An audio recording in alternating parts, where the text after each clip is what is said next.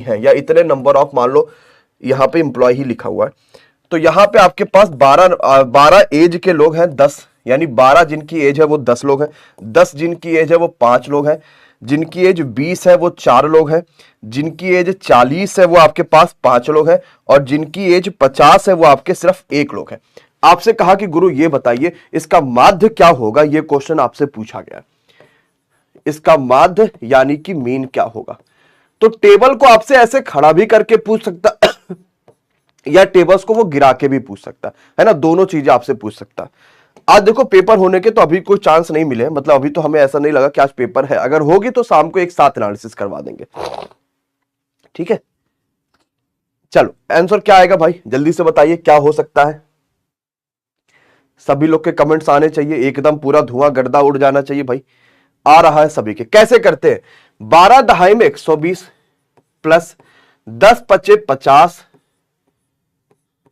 Plus 20 चौका 80 plus 40 पंचे 200 plus 50 एकन्नम 50।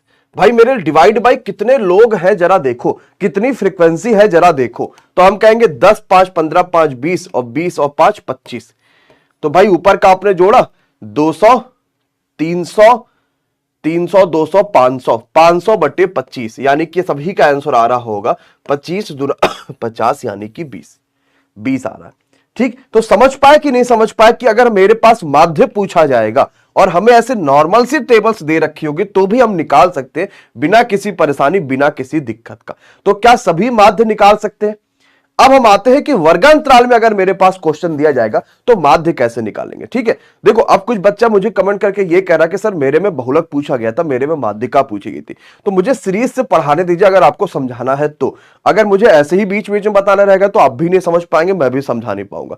तो स्टार्ट करा है कि माध्य, पहले नॉर्मल का माध्य कैसे निकालेंगे, फिर देखेंगे टेबल्स वाले माध्य कैसे निकालेंगे, फिर नॉर्मल की माध्यिका कैसे निकालेंगे, फिर देखेंगे टेबल्स की माध्यिका, वर्गांतराल वाली माध्यिका कैसे निकालेंगे, नॉर्मल का बहुलक कैसे निकालेंगे, फिर वर्गांतराल का बहुलक कैसे निकालेंगे। तो मुझे आराम से लाइन से आप पढ़ाने दीजिए। अगर आप बीच में डिस्टर्ब करेंगे तो आप ही का नुकसान होगा, इसमें मेरा कोई नुकसान नहीं। आप तो कहोगे तो मैं तुरंत बहुलक का क्वेश्चन करा दूंगा कि लो बहुलक का है ये क्वेश्चन रखो, फॉर्मूला से आंसर निकल आएगा।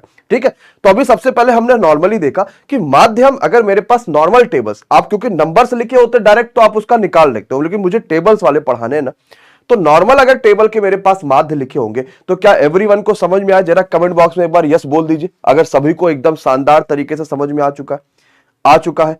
Kapil Dev, Mohammed Aryan, Pankaj study, everyone and everybody, सबके कमेंट आने चाहिए और हाँ या ना, निकल